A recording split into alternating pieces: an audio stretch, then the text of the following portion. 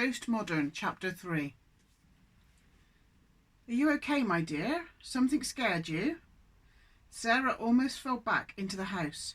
The worn face and white hair looked back at her, something familiar about it. Did she look like her grandmother? Only vague memories of her remained. What? Who are you? Why are you here? I live here. Sorry, this is my house. Maybe you've got lost. Sarah looked at the old woman's eyes. Did she have dementia? Not lost, my dear.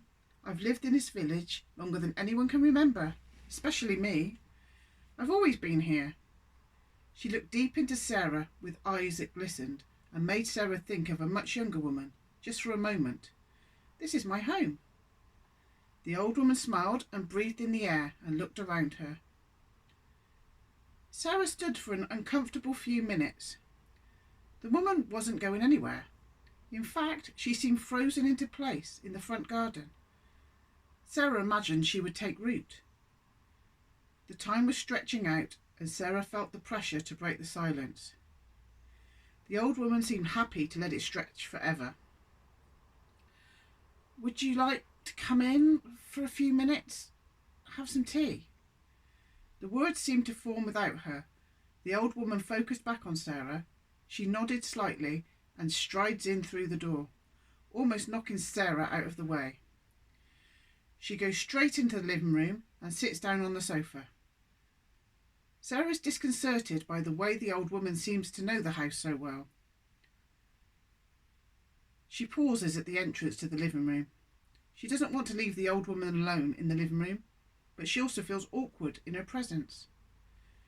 She goes and makes the tea in the kitchen.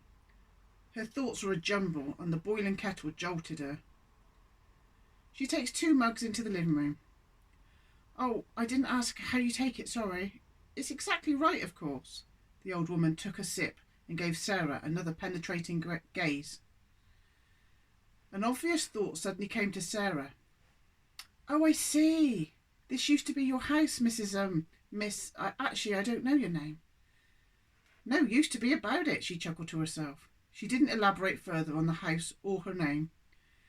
The steam from the tea wafted in front of Sarah's eyes. The old woman looked up at the ceiling, through the ceiling.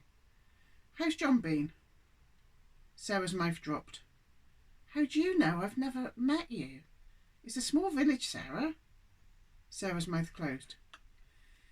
You haven't been here long. Things have changed a lot on the surface. Lots of new faces moved in with their expensive cars, getting the houses made bigger, new devices. But the village has always existed in this place, and it always will. The new may think they've taken it over, may think they own it now, but they will never have control.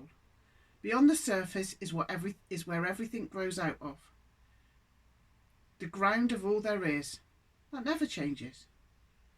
Sarah looks at the ceiling herself and whispers, Something's changed quite a lot. The old woman doesn't respond for a while, but Sarah sees her eyes flick up and thinks there may be a tear in the woman's eye. Well, thank you, Sarah, for the tea. Time I was going where I need to be. She got up and put the tea on the table in one fluid movement. She was practically at the front door before Sarah could shake back the 1,000 thoughts bombarding her and try to catch up. Wait, you need to explain. Time doesn't wait for us, Sarah. Sarah got to the front door as the old woman reached the gate. She paused between the 2 trees either side of the gate. Sarah didn't know the different types of trees. They were bending over the gate, and she thought about having them cut down. The trees must always remain. The old woman answered what Sarah hadn't spoken. Take note of what they are. They have a message for us, for you. She reached her arms wide and touched the trunks of both, then opened the gate and went out. The gate closed, but Sarah could see the silver straw hair bob from one side of the gate to the other. After a minute or two, the silver straw moved away, and Sarah watched it move along the top of the fence and then disappear. Sarah walked out to the gate, stood under the branches of the 2 trees. The air smelt differently. She opened the gate and went through. Turning back, she saw 2 markings carved either side of the gate. On the left gate post was a capital S, or as she looked a bit closer, the lines seemed straighter, like a backward Z. On the right post, a capital B, but again the lines were straighter. Two adjoining pyramids on their side, pointed flags, pointing in the direction the old woman had gone.